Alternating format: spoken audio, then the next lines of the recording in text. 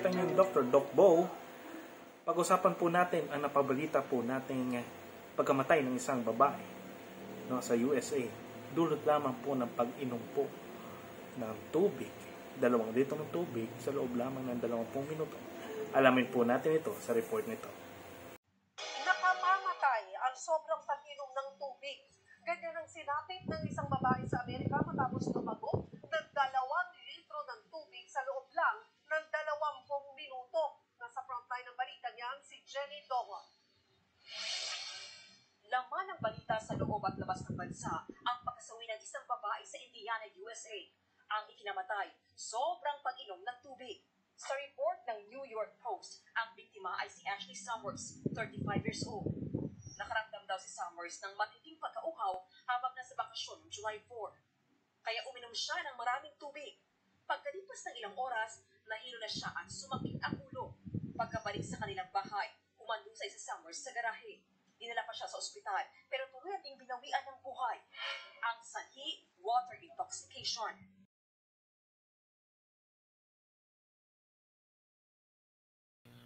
Okay, pag-usapan po natin ang tubig. Alam ba ninyo na nasa 60% na tubig ang laman ng ating katawan? Ang tanong, masama ba uminom ng tubig?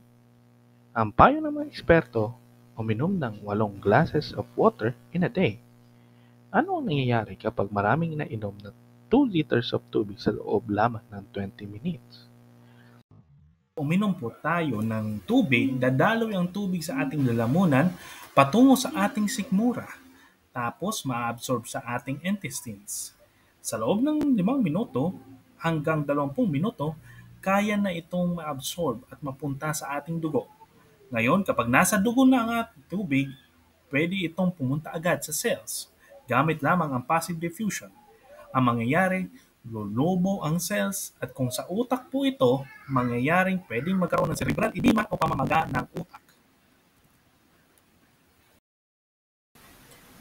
At dahil po namamaga po ang utak, pwedeng humantong po ito sa pagsasakit ng ulo, kawalan po ng malay, at pwede pong mauwi po sa comatose, at pwede pong mamatay ang isa pong tao.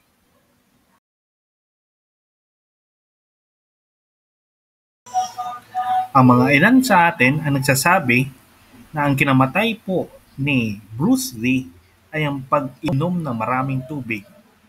Pero ito ay naging misteryo hanggang po sa ngayon. So mga ka-Highwoods, alam po natin na ang tubig ay nagbibigay sa atin ng buhay. Pero pwede din po itong makamatay, no? Lalo na kapag nasobrahan. Lahat naman po ng sobra ay nakakamatay o nakakapahamak sa atin. So, base lang din po sa Journal of Clinical Pathology nila Farrell at Bower, tungkol naman po ito sa fatal water intoxication kagaya ng po na report. No? So, may na-autopsy po sila at ang lumabas po sa autopsy po nila ay may sakit sa puso yung isa pong 64-year-old woman at mayroong 30 to 40 glasses of water ang kanyang nainom. No? At base po dito, malaki ang puso ng pasyente na na-autopsy base doon po sa kanilang report. At dito, nakikita rin po na ang kanyang sodium ay bababa. No? Nakita nila ito sa likod po ng ating mata, ng vitreous humor. Okay, so kung ganun po siya, masasabi ba natin ang kinamatay ng pasyenteng na taga Indiana, USA, talagang base sa pag-inom lang ng tubig? Sa ngayon kasi wala pong autopsy na nagsabi na ganun po ang kanya kinamatay. Ngunit, base ho sa ating mga eksperto na nakakita, posible itong kinamatay niya. Mangangamba na ba ho tayo para hindi na ho tayo uminom ng tubig, lalo na't mainit? Matatandaan po ninyo na uminom ng tubig ang pasyente noong siya ay bago mamatay. Ngunit ang 2 litro sa 20 minuto lamang ay masyadong mabilis ang pag-inom. Pwede talaga mangyari na bumaba ang kanyang sodium, at pwedeng dahil sa pagbaba ng sodium, paglaki ng cells. Pag lumaki po ang cells, mamamaga, at yun pwede mauwi sa pagkamatay, no? Eventually. Okay. So, kung sakali Doc na hindi water intoxication ang kinamatay, ano pong ibang diagnosis sa niya?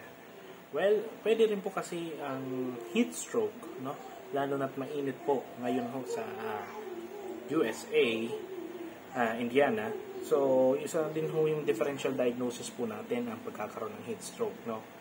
Dahil na napasabi na uhaw po ang pasyente at uminom po ng tubig at saka ho ay sumakit ang ulo, no? So, dahil po summer po ngayon, so medyo mainit nga ho, no? And then, mapapansin ho ninyo na extreme yung thirst po ng pasyente, no? So, pwede kasing posibleng kung meron ho siyang kakibat na ibang sakit. Kaya ho, naging factor na sa pagdami ng kanya hong ininom na tubig ay pwede nga hong mas lalong ikirapamahamak niya. Okay? So, may mga kondisyon po kasi na hindi pwedeng uminom ng maraming tubig ang mga pasyente. Okay. So, with that, ito po muli ang inyong doctor, Doc Bo, no, nagpapaliwanag po tungkol po sa mga latest news and updates, no, tungkol po sa ating kalusugan. So, paalala lang po, no, pwede po tayong uminom ng maraming tubig, no, hanggang 2 hanggang 4 na litro, no, ng tubig, pero sa isang araw. Hindi po sa 20 minuto. Okay? So, yun po ang inyong lingkod, Doc Bo, nagpapaalam. Bye-bye!